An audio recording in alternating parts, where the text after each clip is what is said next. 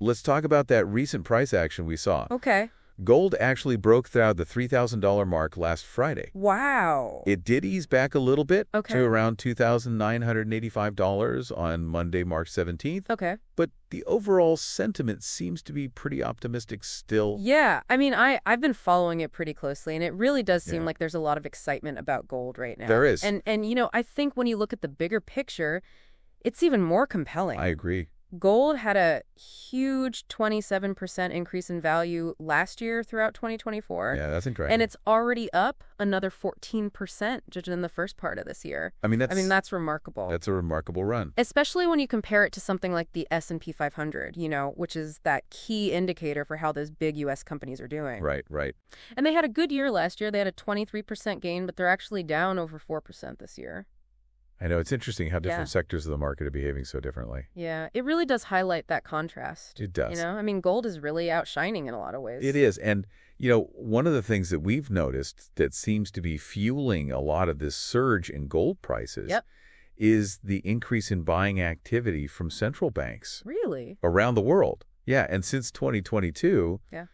Following that whole situation with the freezing of Russian assets, we've seen this kind of unprecedented pace of gold accumulation by central banks. Huh. And what's particularly interesting is that we're seeing a lot of central banks in emerging markets Okay. that seem to be very interested in diversifying their holdings Okay. away from things like U.S. Treasury bonds. Right. I mean, that makes sense. They're trying to spread their risk. Exactly. Spread the risk in this kind of changing global landscape that we're in. Yeah, for sure. And I remember reading about this toward the end of last year. There was a Right. huge jump in demand in December of 2024. That's right. Where institutions were adding just tons and tons of gold to their reserves. It was a significant move, and I think it really underlines this idea Yeah. that these central banks are looking at gold as a very reliable store of value, Right. especially with all the uncertainties that are out there right now. Yeah, absolutely. And that kind of leads us, to the big question that I think everybody wants to know. I know, where's it going? Where is it going? What do the experts think gold prices are going to be by the end of 2025? The million-dollar question. Right. We've looked at a bunch of different predictions. We have, and there are some really fascinating ones out there. Yeah, I mean, some of them are really pretty striking. They are. So why don't we jump into some of those? Let's do it. Okay, so we've got Jeffrey Gundlach over at Double Line Capital. Yes. He's put out this really interesting forecast where he suggests that gold could reach $4,000 an ounce by the end of the year. $4,000 an ounce? Wow. I know it's a really prediction. It is. And what's interesting is he points to this long period of stability we saw with gold. Yeah. He calls it a long consolidation at around $1,800. Yeah, that's sort of the base that it was bouncing around for quite a while. And he thinks that that's setting us up for this really significant upward movement. Right, all that pent-up energy. Right, exactly. Yeah, ready to explode. Exactly. And he also highlights this sharp, steep trajectory of central bank buyout Yes. as a really key driver. And he sees gold as this, storehouse of value that's more outside the traditional financial system. Yeah, like a separate Yeah. safe haven. Exactly. So interesting perspective. Yeah, very, very interesting perspective. So let's look at another perspective. Okay. Goldman Sachs, they're a little bit more moderate. Okay. They're saying somewhere between $3,100 and $3,300 per ounce by the end of the year. Okay. Their base case is around $3,100. Okay. But they're acknowledging that, if we see more geopolitical tensions rising, Right. or if concerns about U.S. debt continue to escalate, Right. we could see it go up to $3,300. Okay. Now, they do have a downside scenario Okay. where they're saying if the U.S. dollar gets stronger, Right. or if we have fewer interest rate cuts than expected, Okay. we could see gold dip down to about $3,060. So they're kind of playing, They're hedging their bets a little bit. hedging their bets, looking at a few different possibilities. Exactly, yeah. Okay. What about UBS? UBS has actually recently raised their forecast Okay. to $3,000 an ounce, Okay. up from their previous prediction of $2,850. Oh, wow. So they're getting a little bit more bullish on gold. Okay. And they're really looking at those expected reductions in interest rates. Right. And that continued strong investor demand Yeah. as being the key factors that are going to drive the price higher. Okay. So it seems like, a lot of these predictions are really tied to Yep. the broader economic outlook. Absolutely. Expectations about interest rates, Right. inflation, all of those things play into it. Yeah, and it's not just the big financial institutions, right, No. that are weighing in on this. No. What are individual investors thinking? Well, Billion Vault, is a platform for buying and selling physical gold, Okay. and they surveyed over 1,440 users. Wow. And they found that the average prediction Okay. among their users was $3,070 an ounce. So just slightly above that $3,000 mark. Just slightly above, yeah. So that gives you a sense of the sentiment among individual investors. Okay. And it seems to be pretty optimistic. Yeah, I mean, that's really interesting. It is. To see that level of, positive feeling about gold. Yeah, absolutely. And that you have some of the, well, I guess you could say aggressive predictions out there. All right, okay. Queen Price Forecast, they're Okay. predicting $3,286 by the end of the year. Wow.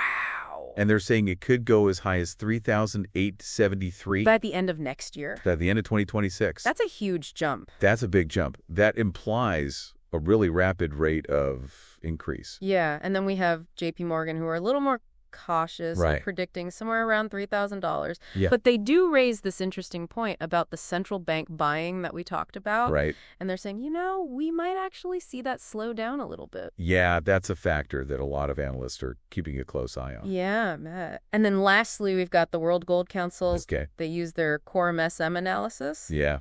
And they're giving a range of $2,900 to $3,100 Okay. by the end of the year. Yeah, so they're suggesting a bit more modest potential for increase if those current conditions persist. Okay, so it seems like there's a range of opinions out there. There is. But generally speaking, most experts seem to think that gold is going to continue. Yeah, it's looking that way. Yeah. It does seem to have that upward momentum. Yeah, and you mentioned earlier that these predictions are often tied to Yes. these broader trends that we're seeing in the market. Absolutely. So what are some of the key things that you're seeing out there? Well, one really interesting trend is that we're starting to see European stocks outperform U.S. stocks. Huh.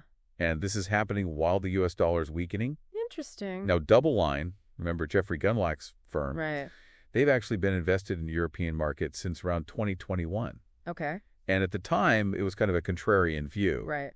but seems to be paying off now. Wow. So it's interesting to see how those global markets are shifting. Yeah, it's a big potential shift. It is. And what about those big tech giants that Right. we've all been hearing about for so long on Magnificent Seven? Yeah, the Magnificent Seven, exactly. What do you think is going to happen there?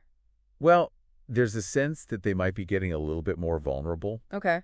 Every sector eventually faces some headwinds, Sure. and we might be starting to see that now with those tech companies that have been so high-flying for so long. Yeah, and then we've also got this pretty serious prediction about a U.S. recession, right? Yes, there's this prediction that suggests a 60% probability Wow. of a U.S. recession happening this year. Wow. And that's a lot higher than what most Wall Street forecasts are currently anticipating. Yeah. I mean, most people aren't really expecting a full-blown recession. Right, If exactly. that were to happen, Right. that would certainly make those safe haven assets, like gold, look a lot more appealing. Oh, yeah. Investors would be looking for safer places to park their money. For sure. And gold tends to be that go-to option. Exactly. And it's also interesting to see that there's this support Right. for things like Elon Musk's idea for a Department of Government Efficiency. Right. Trying to address that federal spending issue. Right, which suggests that there's this broader awareness of these potential financial challenges. Yeah, I think people are starting to realize that we can't just keep spending and spending. Yeah, I mean, it seems like all of these things are kind of They're all interconnected. interconnected. So we've got this weakening U.S. dollar, Right. the potential for these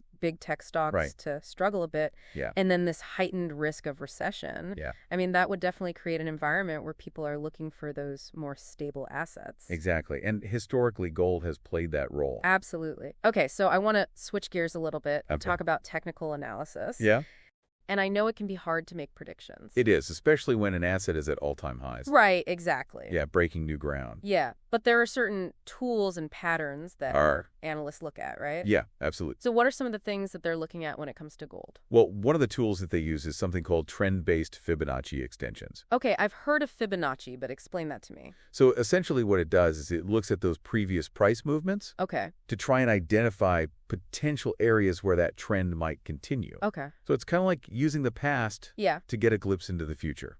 So in the case of gold, what is that Fibonacci analysis telling us? Well, if you look at the recent upward trend, which started back in December, Okay. from those lows below $2,600, Right. and then you consider that little correction or pullback that happened in late February, Right. the 161.8% Fibonacci extension level. Okay. which is often seen as a key target in an uptrend, comes in just above $3,400. Okay. So that's towards the higher end of that Goldman Sachs prediction. Right. But it's still below Jeffrey Gundlach's $4,000 forecast. Okay, so that gives us sort of a potential upside. It does, yeah, a potential target based on these technical patterns. Now, what about the other way around? Right. What are some of the key price levels that we should be watching if the price starts to go down? Yeah, so on the downside, that first important level to keep an eye on is around $2,955, which was the high point from February. Okay.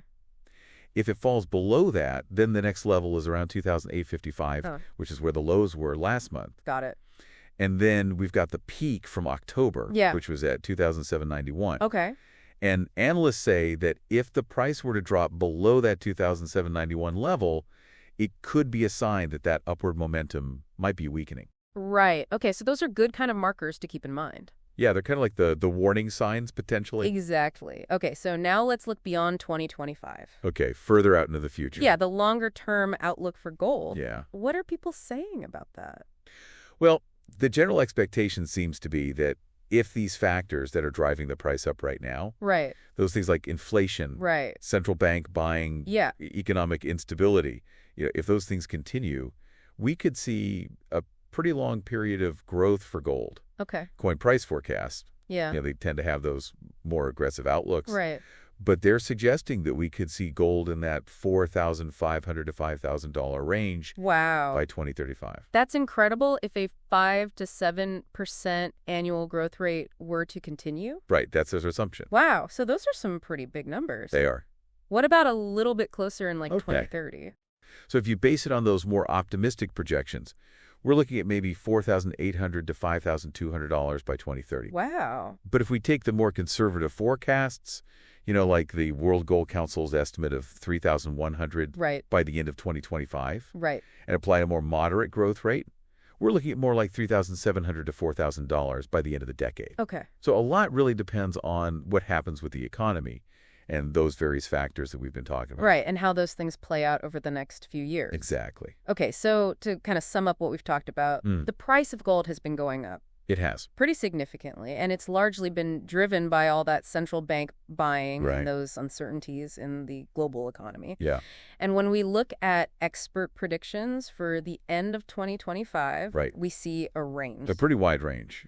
A pretty wide range from just under $3,000 on the more cautious end to Jeffrey Gundlach's really bullish call for $4,000 an ounce. That's a big difference. It is a big difference. And then we have all of these other factors, like the potential shift between European and U.S. stock performance and those concerns about a U.S. recession. Absolutely. All of these things are kind of feeding into this narrative of gold as this safe haven asset. That's right. Gold is the place to go when things get a little bit scary in the world. Exactly. And, trying to figure out the future of the financial markets is always going to be tricky. It is. It's like trying to predict the weather. Yeah. Sometimes you get it right, sometimes you don't. Right, exactly. But I think this deep dive has done a good job of kind of giving us a snapshot I think so too. Of where things stand. Yeah. At least as of mid-March 2025. Right. Based on the information that we have available right now. Right. And we've highlighted all of those key things that are influencing the price of gold. Yeah. And looked at those different scenarios that could play out over the rest of this year and beyond. We've given you a lot to think about. I think so. And here's something for all of you listening to think about. Okay. We've talked a lot about all this central bank buying activity. Right. And the fact that all of these institutions are adding so much gold to their reserves. Yeah. What does that tell you about how they view the stability? That's a great question. Of the whole global financial system? Yeah. I mean, are they seeing something that maybe we're not seeing? I mean, it definitely makes you wonder. It does, right? It makes you wonder. And how might that change the way you think about managing your own money and preserving your wealth? How do you protect your own assets? Exactly. I think it's a question worth thinking about. I agree. As we continue to watch all of this unfold. Absolutely. And I think, one thing we can all agree on is that it's going to be fascinating to see how this all plays out. Absolutely. All right, that's going to do it for this deep dive, everybody. Thanks for listening. Thanks for joining us.